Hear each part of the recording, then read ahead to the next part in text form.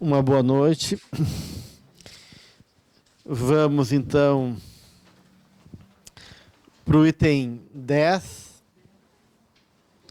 sexualidade, onde estaremos trabalhando o capítulo 8, reflexões sobre a sexualidade, no livro Encontro com a Paz e a Saúde, e o capítulo 4, sublimação da função sexual, do livro O Despertar do Espírito. Então, nesse item, os elementos que Joana nos traz diz respeito a essa visão mais geral da sexualidade como um todo. Como todos os impulsos, eles são movidos por uma direção, né? O instinto, ele tem, na sua manifestação, um apelo físico, porque ele rege esse campo que envolve a preservação, a sobrevivência, a manutenção da espécie. Isso está ligado a todos os instintos, né? Que envolve a busca de alimento, a procriação e assim por diante.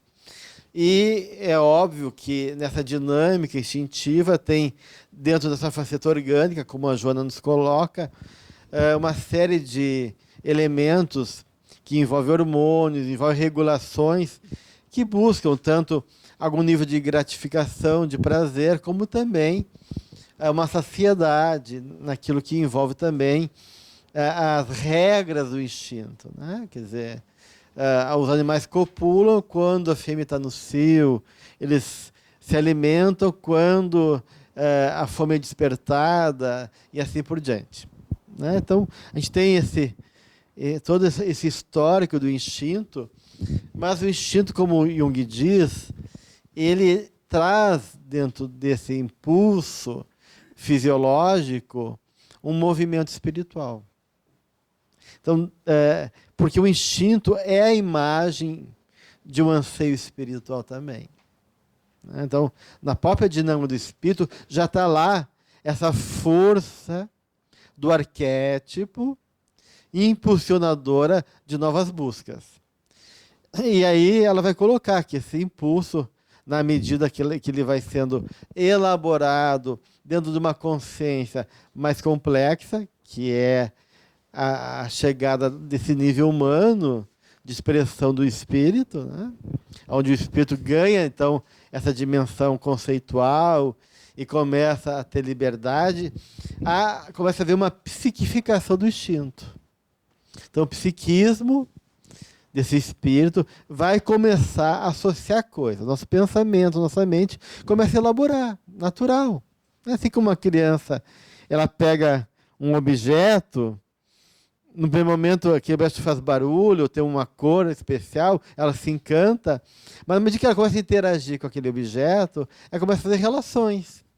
E essas relações vão se estabelecer tanto dela como objeto, como do objeto em relação ao contexto que ela vive. Vai poder ver se encaixa num buraco, se o objeto rola, se o barulho, de onde que vem o barulho, e assim por diante. E aí ela começa a fazer associações, né, diversas, ligadas àquela experiência que ela está tendo.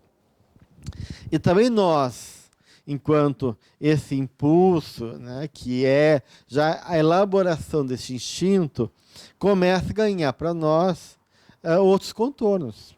E aí a Joana vai dizer que existe certos hormônios importantes que despertam a sensação de desejo, de prazer, ocitocina e outros elementos químicos, né, que despertam.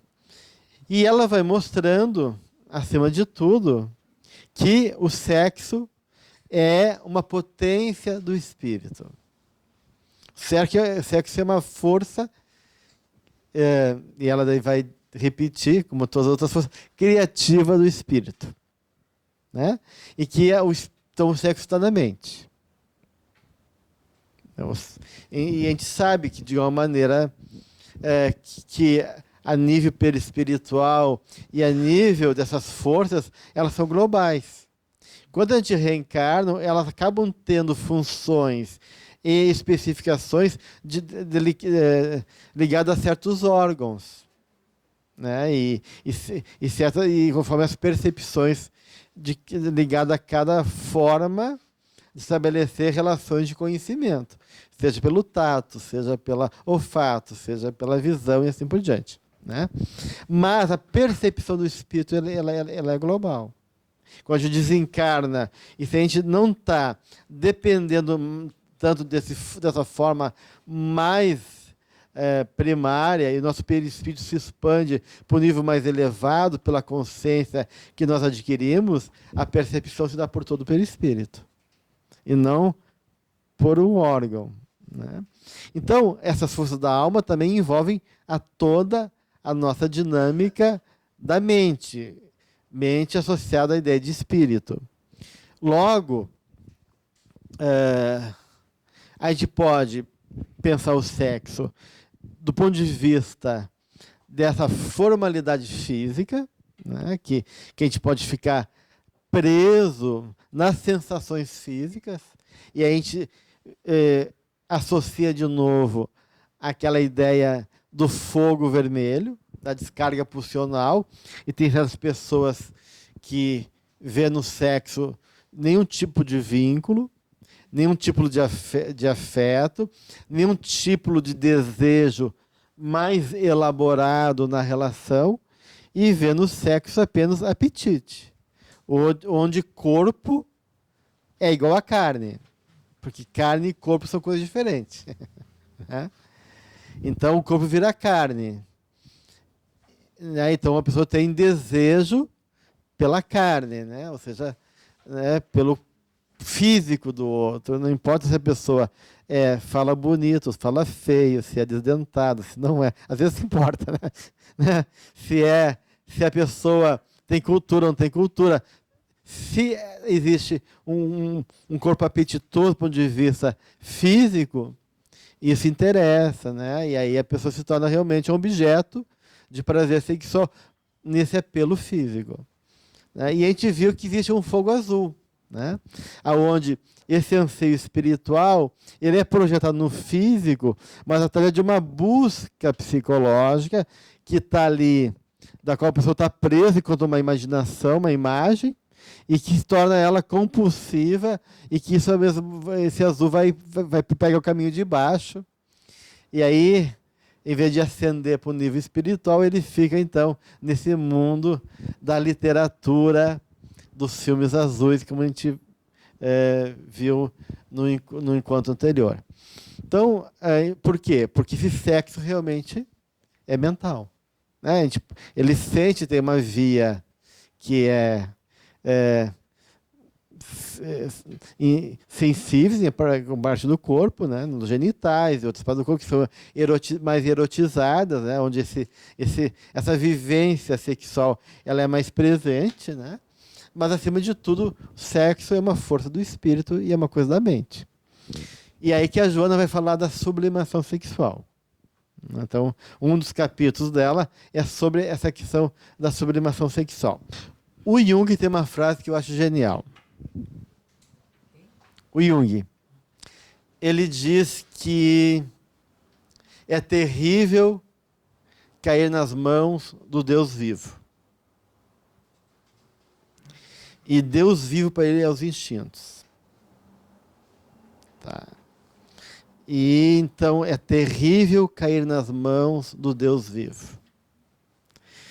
Porque realmente o instinto é essa força viva, precisa desse Deus vivo, que é muito poderoso. Né? E tudo que vem de Deus é muito grandioso, é exuberante, é maravilhoso. Né? Deus tem. Então, esse instinto está falando de uma grande força que ainda é nos animais regido pelo determinismo, com uma forma de organização e regularização da vida, mas que no homem começa a ter esse contorno que a gente já falou, de uma psiquificação, de uma elaboração psíquica que vai criando e associando novas sensações, compreensão e aí valor. né? Mas é uma força poderosa. Então, lidar com isso é complicado, né? Lidar com o poder. Todos esses temas básicos da vida, né, essenciais, são muito complexos para a gente, né? E a sexualidade não seria diferente, né? Até porque, né, é, a ideia de sexo vinculado a afeto é muito, muito, muito, muito nova na nossa realidade cultural, né? E tão nova que muita gente ainda não sabe o que é isso, né? E, e se a gente vê, tem uma série de organização social, né? Até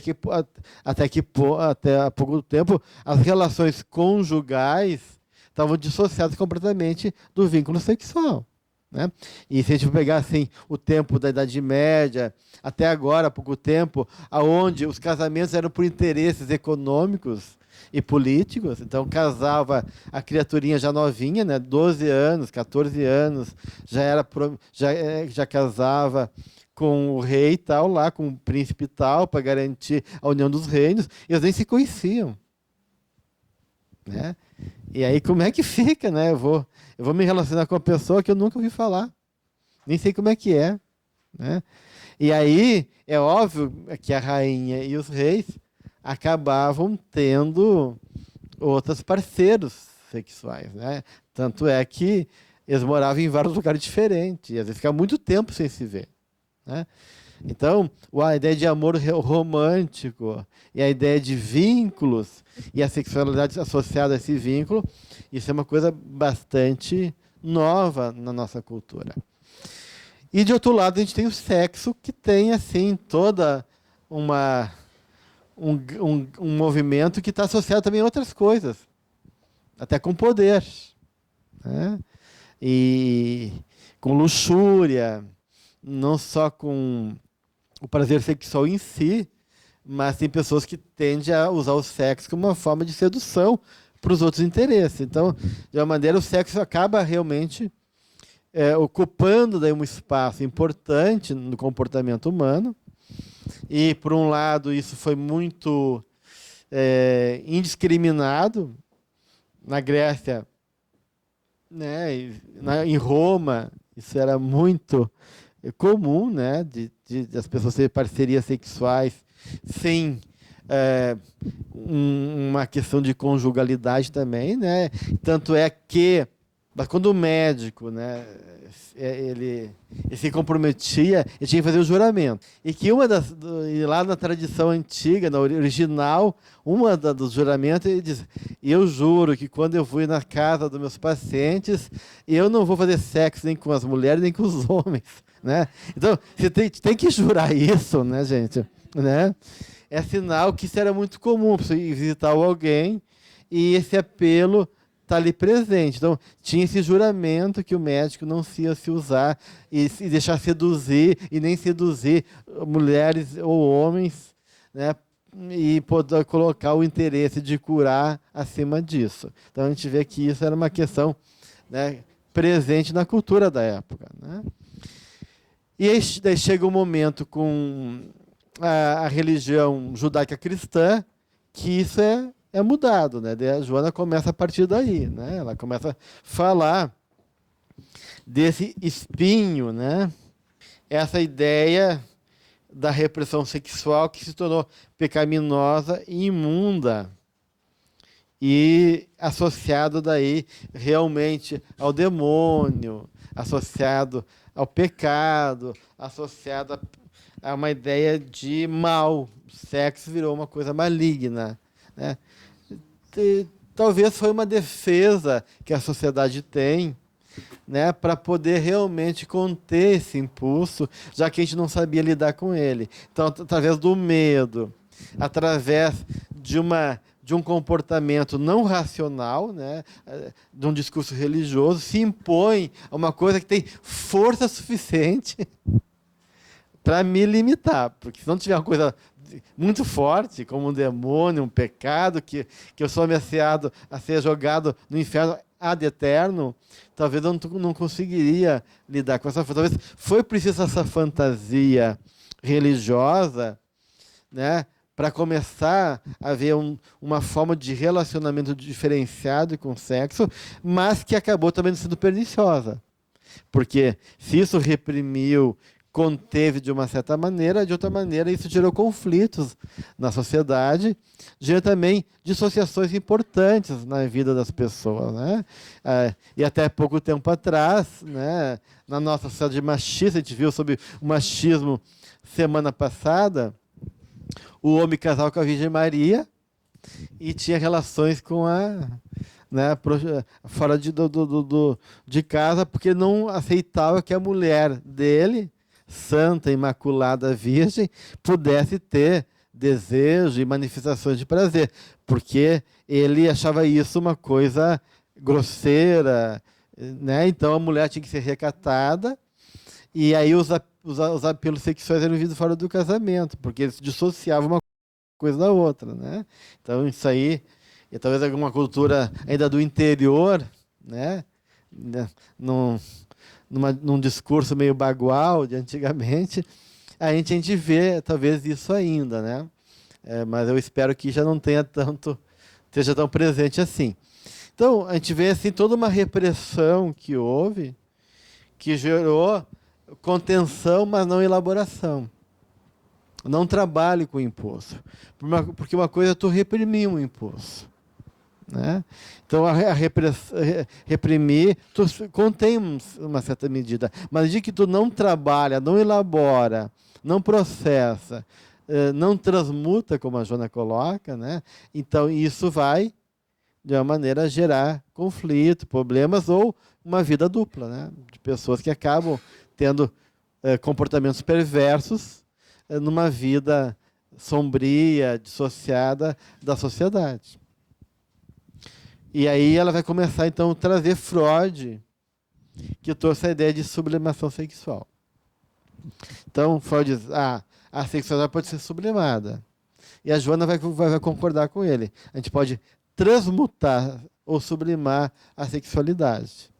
Né? E como é que se dá isso? Né? Essa que é a questão, eu acho importante para a gente pensar, porque, a princípio, Freud sustentava a ideia de sublimação como uma defesa, um mecanismo de defesa, diferente da visão junguiana.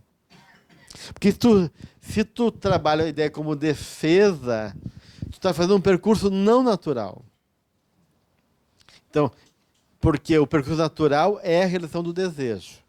Essa é a sexual. Então, Freud dizia que isso era o que movia o ser humano, mas como tu era incompatível para tu viver aquela fantasia, até porque às vezes ela é uma fantasia incestuosa, de que tu queria ter relações com a mãe, né? Ou a menina com o pai. E aí, então, como isso é difícil, então eu tenho que sublimar para me defender, né, dessa fantasia. Então, a sublimação vinha como uma defesa aos apelos inconscientes de desejos e de fantasias incestuosas, basicamente, né? Já o Jung, ele não vai colocar a sublimação como uma defesa, né? E ele não vai separar muitos instintos. E nem vai colocar o instinto sexual como o centro da vida. Ele falou, se tivesse que colocar o instinto no centro da vida, seria o instinto de busca de alimento, de sobrevivência da vida, porque isso vem em primeiro lugar. Né? Porque se tu não tiver o que comer, não tem sexo, não tem outras coisas. Então, o instinto social, sexual. Então, o Jung vê que existe um instinto criativo, de gregário, de sobrevivência, sexual. Mas, na verdade, para Jung, todos esses instintos estão mais ou menos interconectados. São variações da mesma condição do ser humano. Né? Então, ele vê que esses impulsos podem variar, né, sem que seja uma defesa. Porque como não tem um que vem em primeiro lugar, então o instinto criativo não é uma defesa, o instinto religioso não é uma defesa em relação ao sexo. Porque todos são genuínos. E todo esse processo criativo da alma, onde o sexo é uma forma de expressão criativa da alma, se manifesta também nos outros instintos. Tudo são expressões da alma. E todos são válidos. Então, a ideia de sublimação não é, do ponto de vista do Jung e da perspectiva espiritual, eu diria, como um todo, não sou espírita, a sublimação é de sublimar no sentido de elevar, né? De elaborar, de refinar. Né? Então, eu não estou fugindo e me defendendo da minha fantasia incestuosa. Eu estou vivendo cada vez mais esse instinto de maneira mais refinada, mais elaborada, né, com variações que diz respeito a graus mais elevados da minha condição espiritual. E aí pode falar de uma transmutação sexual nesse sentido. Então, claro, essa energia sexual ela pode ser transmutada no sentido de elevada e como ela pode ser deslocada também. Né? Então, porque tudo é criação. Eu posso criar na forma física, na sexualidade, eu posso criar na arte, né? Na poesia, na arte como um todo, eu posso criar na religiosidade, na comunhão com o divino, que também não deixa de ser, então, um momento de sexo, no sentido amplo daí. Então, a gente pode pegar sexo no sentido mais amplo da palavra, como faz o André Luiz. O André Luiz vai entender sexo no sentido bem amplo, como forças polares da alma, positiva e negativa, que estão numa dinâmica criativa e que pode se manifestar em vários planos. Né? Outro pode pegar sexo como um encontro fisiológico, genital. Mas como o sexo está na mente, a gente já libertou ela da genitalidade. Então, esse corpo erótico, né, todo o nosso corpo é expressão da nossa sexualidade. Né? Então, com um certo cuidado, é óbvio, né? Porque essas coisas, né? A ética, a estética e também a minha sexualidade são uma coisa só. Né? Porque se a minha ética é meu ethos, a minha forma de se mostrar no mundo enquanto valor, também é minha estética. Então, a minha forma de me vestir, de ser, de me posicionar, de me expressar, está falando tanto da minha estética como da minha ética. Então, alguns autores não separam muito. E a minha sexualidade também, que é como eu expresso a minha libido, né? O meu prazer, né? A minha forma de conexão com a vida, com as pessoas, isso vou falar da minha sexualidade, como é que eu troco energia e essa libido com as pessoas, também está falando de uma estética, de uma expressão genuína e de um ethos, de uma ética. Né? Então, a gente pode pensar nessa sexualidade de maneira mais ampla, a ponto de que no livro de São Francisco, né, há um relato onde São Francisco abraça o Frei Leão. Eles tinham uma relação espiritual muito forte, então era um encontro de alma, existia um amor muito grande entre eles, né, que vinha lá de outras eras, de São João, né, o apóstolo João, né, na ilha de Patmos, ele era o discípulo, né, Pátios, que era que escreveu as visões de João. O Frei Leão foi esse discípulo, né? E daí reencarna como Frei Leão, junto com São Francisco, a reencarnação do apóstolo João. E então isso tem um vínculo espiritual profundo já, né? E quando o São Francisco toca o Frei Leão, ele sente que uma energia percorre todo o corpo dele, alimentando, renovando e dando uma certa satisfação espiritual, né? Eu diria um prazer também, né? Diferente do, né? Isso não deixa de ser uma comunhão sexual, né? Então, a forma na medida que a Joana vai colocando ali, e o próprio André Luiz também coloca, a gente vai ver que a forma de trocar essa energia sexual pode ser de várias maneiras, até por um olhar, né? E claro, e essa troca pode ser num nível bastante refinado, elaborado, como é do São Francisco com o Frei Leão, né? Ele toca aquele amor de São Francisco, inunda o Frei Leão, e aquilo tem uma cara de renovar células, né? Vitalizar o Frei Leão, mas não deixa de ser de uma comunhão sexual no sentido amplo da palavra, né? Não há desejo sexual, né? Mas há essa comunhão, no sentido maior de duas almas, onde há uma permuta de energia. Então, isso não deixa de ser, também, num certo grau, um processo sexual nessa visão plena, né? Porque o André vai dizer que a sexualidade está lá desde a troca química dos elementos, no magnetismo dos planetas. Então, toda essa força de atração e de permuta, né, ele está chamando de sexualidade. Agora que tu falou do São Francisco e do Frei Leão, eu me lembrei das poesias do Tagore. Tu leu uma poesia do Tagore, pelo menos a que eu li, parecia que ele estava tendo uma relação com Cristo, né? Porque ele diz, penetra-me, não sei o quê. Então, parece que ele está tendo. É uma coisa muito bacana, mas se tu lê, parece que ele está tendo. As poesias místicas, né? Se a gente pegar São João da Cruz, Tagore, né, e todos os poetas místicos, tu vai ver assim, o Cântico do Salomão, né? A gente vai ver que parece que é uma, né, parece que tu está num livro quase erótico, não pornográfico, mas erótico, e tem muito eros ali, né?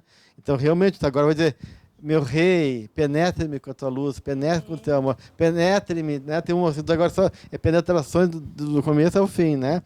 E só que é no sentido espiritual, né? Mas que tem essa linguagem erótica, né? Então a gente vai ver isso nas poesias místicas, né? Quando no filme da Teresa d'Ávila, né? E ela entra em êxtase e levita, né? Está deitada e levita, isso vai parecer um orgasmo. Ela está quase convulsionando, a ponto que as irmãs, ela está sendo possuída por Cristo. Olha só a imagem que as irmãs têm. Ela está possuída pelo Cristo. Então, há uma ideia de uma imagem como se, naquele momento, porque as freiras são noivas de Deus, são casadas com Jesus, e em algum momento, talvez, elas tenham um conluio com Cristo, e esse conluio é no nível espiritual. Mas, em termos da experiência emocional, é mais forte e mais prazeroso do que um orgasmo. E no filme parece que parece um orgasmo, né? E eu acho que, não sei, não sei, um êxtase espiritual, eu nunca tive um êxtase espiritual, a não ser num sonho que eu tive com São Francisco, ele me abraçava e me sentia fundido com ele e com o universo. E aí realmente era um prazer e uma alegria e um amor assim que não dá para descrever o que é uma experiência desse tipo, né? Então acho que o êxtase realmente é muito mais interessante do que um orgasmo, mas o orgasmo dá uma ideia. Acho que o orgasmo é um presente de Deus. E olha, gente, se você acha isso muito bom, vocês não viram nada. O que é um êxtase espiritual, né? Então, ele está nos dando assim, uma dica assim, ó, se isso é bom, tem coisa muito melhor. Né? Então, quando a Teresa d'Ávila tem esse êxtase, parece que ela está tendo uma convulsão orgástica ali naquele momento. Né? Então, essas coisas parecem que estão muito próximas. Né? Bom, o que eu ia falar, já que eu queria muito falar sobre isso, é sobre a sexualidade almada. Porque, na verdade, tudo isso que você disse aí agora há pouco é da alma, né? É uma coisa tão divina que você sente em tudo, num pássaro, você sente sexo. A hora que você se exprime da beleza de uma árvore, de tudo, contempla. Eu acredito que tudo isso é sexo. Né? Sim, no sentido de uma conexão, de uma comunhão, exato, de uma entrega, de uma fusão. Isso, entra num êxtase, como eu disse, que eu acho essa palavra maravilhosa, né? Entra em êxtase. Então, eu acho que todas as coisas que você se entrega de alma e eu já tive relatos, não de homens, nunca fiz coisa com os homens, né? Não sei se tiveram, não me contaram, né? Mas de algumas mulheres que quando tem uma experiência sexual com o seu companheiro, é de tamanha entrega e devoção amorosa que é uma experiência mística. Que aquele contato sexual, aquele orgasmo, a pessoa chora de enlevo, né? Daí o cara pergunta, por que está chorando? Tá, que aconteceu alguma coisa? Te fez algum mal? Não, é de alegria, né? Mas não é... Então, é uma experiência sexual que não é genital, né? Quando as pessoas relatam essa experiência, né? É realmente de um pertencimento, de uma comunhão. E aí, esse orgasmo físico se torna uma experiência mística mesmo, de enlevo, de comunhão com o cosmos, com o universo, com a vida, seja o que possa ser essa experiência. Então, eu vi já relatos de mulheres que conseguem, a partir desse vínculo sexual, estabelecer conexões profundas com a alma do companheiro e com a vida como um todo, né? Então, a gente vê que essa experiência realmente sexual, ela envolve esse processo criativo e a experiência de comunhão, de conexão. Então, essa conexão pode se dar em vários níveis. Então, quando está tendo uma experiência da arte, criando, né, e expressando e sendo veículo de forças intuitivas, isso também é uma forma de comunhão e que dá muito prazer e que, de uma maneira, de certa forma, não deixa de ter uma certa relação com essa questão sexual, porque nessa dimensão que a gente está vendo, o sexo envolve muito mais do que propriamente essa dimensão física, né? Não, estava lendo ali sobre a sublimação sexual, né? Que ela fala que a Joana de Anjos fala que é uma transmutação tal de energias, como tu falou, né? E uma coisa interessante ali que a tendência, pelo que deu a entender, da sublimação também é unir as duas polaridades também, a masculina e feminina, né? Elas tendem a se unirem no self ali, sabe? Que a gente tem duas polaridades, mas à medida que a gente vai sublimando, ela fala isso na página 87 desse livro, Despertar do Espírito. E depois ela fala, essa integração das duas polaridades não impede que se possa manter um exercício saudável da função sexual, ao mesmo tempo que a sua canalização mística interior, sem atropelos ou tormentos que levariam a liberar-se de sua exclusiva finalidade orgânica, ampliando-se deste modo de uma forma expressiva na sua capacidade criativa. Então, achei interessante que o caminho de sublimação também é um caminho meio até parecido com a individuação, assim, de integrar partes. Fala que a sublimação, de uma maneira, é uma forma de começar uma identificação com a divindade, né? Então, essa comunhão é um anseio desse retorno àquela memória original que a gente veio de Deus, né? Então, a gente anseia por Deus, a gente tem fome de Deus. De uma maneira, na medida que a gente vai sublimando essa sexualidade mais primária, mais fisiológica, e começa a encontrar caminhos de conexões que não sejam apenas as físicas, tu vai realmente contando outros canais, porque ela inicia o capítulo justamente colocando exatamente isso. O prazer, né, que está ligado à experiência sexual, portanto, associado a toda e qualquer conduta humana. Então, não está restringindo apenas ao nível genital, ao nível físico, né? Apresentando-se sob variada conceituação ou forma com que seja identificado, né? Então, esse prazer e a experiência também de comunhão, que é a experiência que e por isso que a sexualidade e a religiosidade são muito próximas, né? Porque todo arquétipo, quando Jung fala sobre o arquétipo, ele vai falar que o arquétipo tem duas polaridades.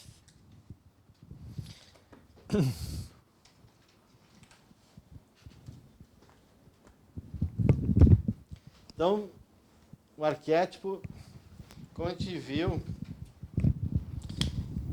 ele tem uma polaridade infravermelha,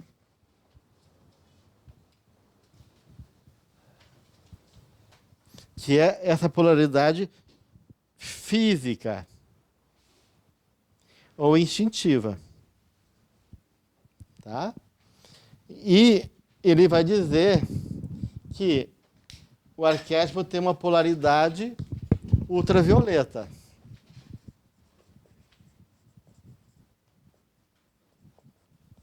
Ou psíquica ou espiritual. Então, como força da alma, o sexo, né, ele pode se manifestar tanto numa polaridade aqui, infravermelha, como ele atingir um nível arquetípico elaborado nesse nível psíquico e espiritual. Então, as duas coisas, né, e todo esse arquétipo que está ligado à dimensão que a gente está falando é, acima de tudo, o arquétipo da conúncio, que é o arquétipo da comunhão. Então, ou seja, todos nós, sem exceção, queremos ter uma experiência de pertencimento, de comunhão, de conexão. Esse é o maior alimento que a alma busca, né? A nossa carência, a nossa falta, é o anseio dessa completude. A fantasia de completude está lá desde Platão. Né? Então, nós queremos essa completude que se faz com Deus acima de tudo. Então, essa experiência da comunhão, da conúncio, ela está no nível físico, ela está ligada à sexualidade, ao sexo físico, ao coito, né? E, a nível psicoespiritual, ele está ligado à religiosidade. É o mesmo eixo. E por isso que alguns sintomas sexuais, conflitos sexuais, pode aparecer como sintomas religiosos, fantasias religiosas, e algumas questões religiosas podem aparecer como anseio sexual, sintoma sexual. E por isso que o Freud entendeu que a religiosidade, a religião não é autêntica, é uma sublimação do sexo. Não é que uma sublimação no sentido de defesa. Tudo é autêntico, são variações do mesmo eixo arquetípico, que é a conúncio. Então, tu pode tanto viver isso, e isso pode tanto vir para cá como vir para lá. Então, o que a Joana vai falar aqui? Eu acho que uma coisa bem importante aqui, que na medida que o homem saiu de uma repressão sexual muito rápido, né, e com esse excesso de individualidade, esse excesso da volta ao hedonismo, ao prazer do corpo, a um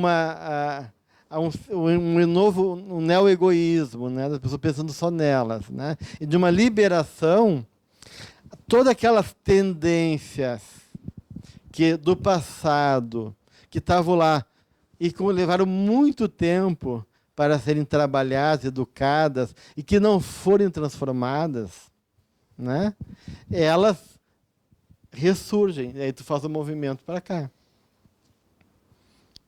Porque, puxa, é porque a gente tem mais anos de experiência bárbara, né, na nossa vida, do que civilizada.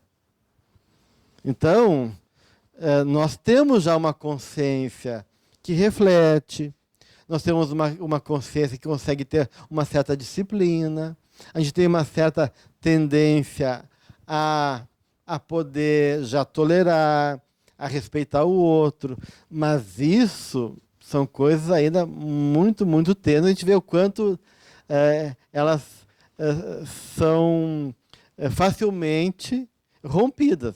A gente vê isso hoje em dia nessas questões todas que envolvem essas polarizações em todas as áreas, né? Principalmente na política. Então, nosso impulso de matar, a nossa ganância, a nossa crueldade, o nosso apelo ao poder, a nossa luxúria, a nossa primitivismo, está muito presente ainda. Muito, ele não se manifesta. Mas não é que a gente não tenha.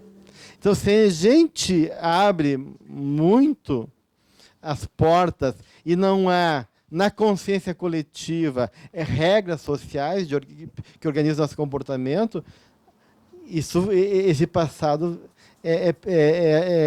não só é permitido, liberado, como ele é ainda reforçado. E aí é fácil, né? Deu banana para o macaco, deu, né? Agora isso aqui é banana, né? Porque e se diz, não pode pegar banana, tá aí, daí, né? É uma festa daí, né? É que nem droga, né? Que nem vício. Depois que tu entra no vício, é difícil tu abrir mão disso, né? Porque existem anseios, apelos, não só de ordem física, mas de ordem emocional, porque isso que é o problema da sexualidade. Porque no frigir das contas, né, na minha experiência na clínica, tem pessoas onde a sexualidade é muito forte. Não vou dizer que não, porque tem. Mas tem muita gente que não tem necessidade sexual. No sentido que desses apelos, né, calorosos, né, tem muita gente, mais também em mulher, o sexo feminino, a gente vê que elas não têm essa... Hoje em dia já está diferente, porque as jovens têm uma fissura sexual mais que os homens. Está invertendo. Eu vejo os meninos fugindo, né, mais das mulheres do que indo, né, e as mulheres atacando mais. Isso aí é uma questão também muito presente nos dias de hoje. A gente vê as mulheres muito mais agressivas sexualmente e os homens mais retraídos, né? Eles se deixam levar, né? Porque são bobos, né? E as mulheres são uns avião. E ela, então, quando ele está pensando que está conquistando, ele já é uma presa lá, que já entrou na armadilha a tempo, né? Só ele não sabe disso, né? Então a gente vê hoje em dia que a questão realmente que as mulheres se liberaram, e hoje assim o nível de mulheres que fumam, o fumo já há muito tempo já era maior do que os homens.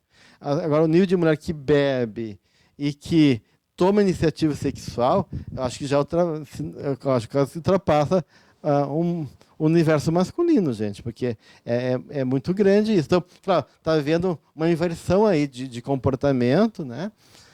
Mas de certa forma, nessas mulheres de outras gerações, onde a gente vê que a questão da sexualidade não é um apelo físico, né? A gente vê muito que muitas vezes elas entram num jogo sexual não pelo prazer do sexo. Ela entra por carência, por exemplo. Quantas mulheres acabam numa linguagem antiga, né, sendo fáceis, né, no sentido de que elas se entregam pela carência e não por desejo sexual, né? Elas acabam sendo reconhecidas, sendo amadas, e elas acabam não se respeitando e não se preservando. Agora, se tu diz para elas assim, mas tu sente prazer? Não. Mas por que tu transou para esse cara? Ah, fiquei com medo dele me abandonar, eu estava com carência, eu não sei, né? Então a gente vê assim que muito dessas experiências sexuais estão associadas a necessidades emocionais, de baixa autoestima, de carência, ou de um certo masoquismo, desse escudo de submissão também, né? E de uma maneira aonde ela se submete, né, pelo anseio do olhar do amado, do reconhecimento, ou de se sentir valorizada de uma certa maneira. Então, a gente vai ver que essas condutas sexuais, muitas vezes aparentemente exageradas, ou mesmo não diria compulsivo, que não é compulsivo, mas sem critério, sem discriminação e sem escolha, né?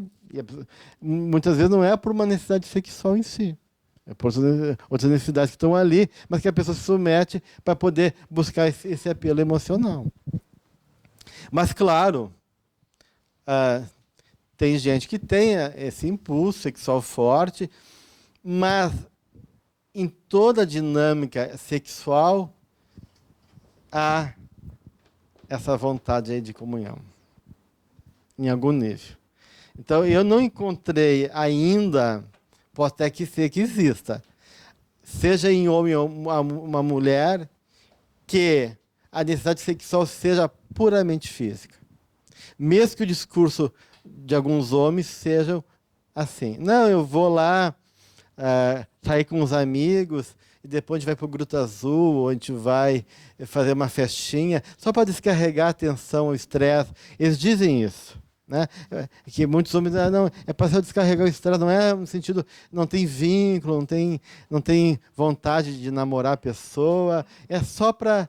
Então, esse discurso a gente vê, né, em muitos homens, né, que é apenas assim, eu estou tenso, eu quero aliviar, eu quero... Né, como se ter relação com a mulher fosse uma obrigação e um peso, né? E com a mulher é diferente, né? Mulher lá tem que fazer um esforço para me manter ativo, né?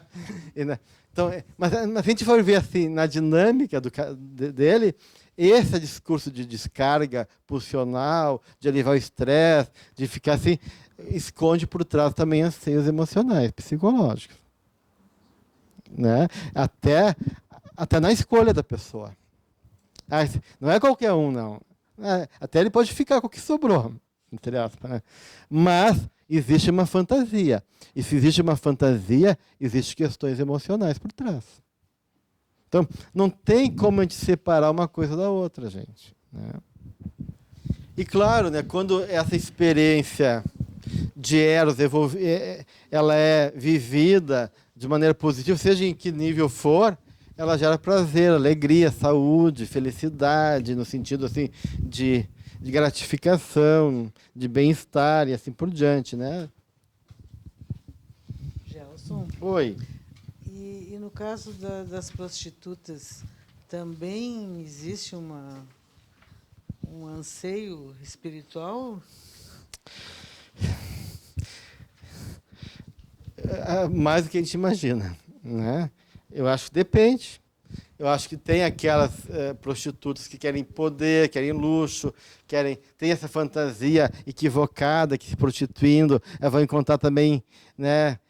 Mas muitas mulheres prostitutas têm anseio de encontrar um príncipe encantado, alguém que vai tirá-la de lá e que vai dar para ela tudo aquilo que elas almejam de uma imagem idealizada de homem. Então, a gente vê também esse seio de pertencimento, de amor.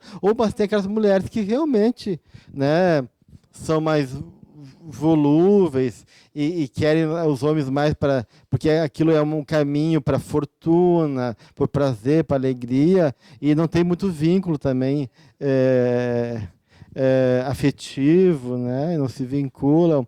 Mas muitos têm sonhos, né, sonhos dourados, né, e a gente vê isso de que muitos homens têm também essa fantasia salvadora, né? Que eu vou tirar a mulher lá da prostituição, né? Ou se identificam pela ânima dele, com aquela dor, e muitas vezes eles até aceitam que a mulher continue se prostituindo, né? E tem aqueles que são perversos mesmo, né? Eu vejo assim, tem homens que forçam a mulher a se prostituir para tirar dinheiro. Daí é um uso, né? Daí já é uma perversão. Elas usam a sua esposa, né, sem nenhum tipo de constrangimento em relação ao sentimento, aos valores afetivos, para que ela possa dar uma retribuição financeira. O que interessa é isso, né? É o que os cafetões fazem também, né? Eles vêm com um discurso de proteção, mas, na verdade, eles estão explorando.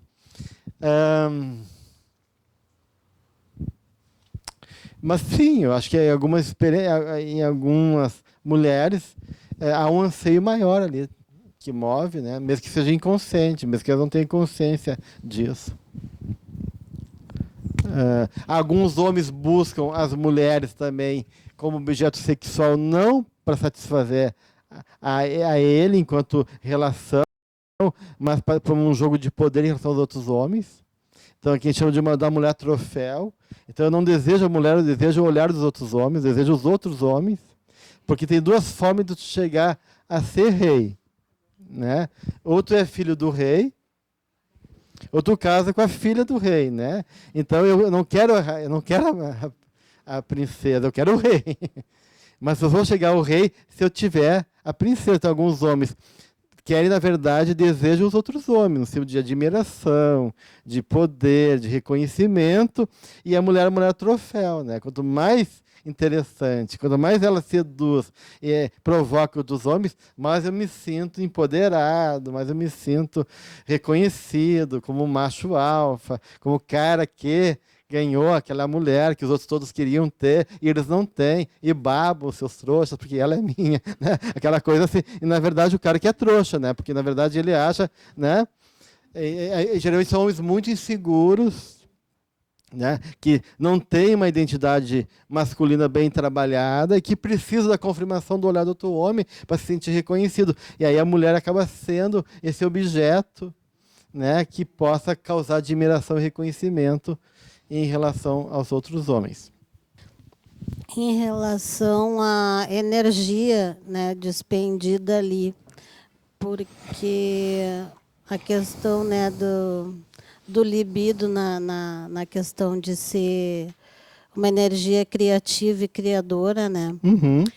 E nessa busca de liberação rápida de uma energia tão poderosa, né, em ambientes inadequados, aí causa uma ligação, né? Causa uma ligação com o outro. Não é porque eu fui ali, fiz o que eu tinha para fazer, fui para casa, muito bem, muito obrigada, e aquela ligação energética não está vinculada, né? Ainda mais se tu vai várias vezes com o mesmo parceiro. A teoria do emaranhamento quântico, né? Sim, e aí... Depois que há um choque de elétrons, mesmo que os átomos se separam, o vínculo permanece para todo sempre. Né? Então, se na física é assim, né, gente? Há um emaranhamento quântico, daí é uma ressonância. O que acontece com aquele elétron, né, vai se refletir nos elétrons que estão emaranhados, né, no quântico. Então, existe um emaranhamento psíquico também, sexual. Mesmo que eu me envolvo e me vinculo a alguém, eu crio um emaranhamento quântico. Então, a minha mente já vem com aquela pessoa. Então, por isso que a espiritualidade fala que todo que tu se consorcia sexualmente com alguém, tu se compromete em algum nível com essa pessoa, né? Porque há um vínculo profundo, né? E se isso não foi bem trabalhado, né, pode gerar realmente uma lesão, gerar algum comprometimento, porque, né, não foi bem trabalhado. Não ficou uma coisa harmônica, né? Porque pelo amor aí se cessaria. No caso, se... Não cessa. O vínculo é mais profundo. Mas... O amor vincula mais ainda, né? Sim. Não existe. Não existe essas coisas, né? Mas assim, não existe separação. A ideia da energia boa, vamos dizer assim, né? Da qualificada por pode causa acontecer do amor, por causa do sentimento. É que a energia sexual, ela pode tanto... A troca é? energética da libido, seja no nível mais arcaico, mais elaborado, ela pode tanto te alimentar, te renovar, como te tirar energia. Então, o que a gente vê nessas pessoas que se vinculam sexualmente sem nenhum elemento, né, maior, né, ou mesmo que são muito sexualizadas, são vampirizadas, ou se deixam vampirizar por uma pessoa que é muito sexualizada, né, ela vampiriza as outras pessoas, porque ela se alimenta disso. Então, tu pode ser vampirizado. Assim como tinha a ideia dos súcubos e íncubos, né? Que eram os espíritos ligados à sexualidade e que durante a noite te atormentavam, né? E roubavam a tua energia. Então, isso se dá. Há um alimento energético a todo momento. A gente se alimenta energético. A gente precisa de alimento energético. Tanto a nível de vitalidade, como a nível psíquico. Então, a gente está trocando permuta de energia aqui em vários níveis. Então, essas energias, tanto nos renovam, de uma certa maneira, como também pode gerar conflito e perda de energia vital, de alegria, né, e assim por diante. Bem, então, hoje a gente deu uma passadinha um pouquinho sobre esse universo tão complexo e rico da sexualidade. E semana que vem a gente vai começar a entrar então, nas perturbações. A gente já começou a falar um pouquinho sobre isso, porque não tem como separar muitas essas coisas todas. Mas ainda no item 11, semana que vem, a gente vai realmente entrar nos conflitos sexuais. Então, o capítulo 7, problemas sexuais do homem integral. O capítulo 3, sexolatria do despertar do espírito.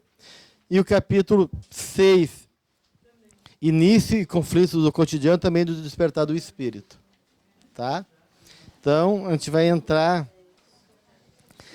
nesse mundo de desencontros, perturbações e conflitos nesse universo sexual. Então, até a semana que vem. Uma boa semana a todos.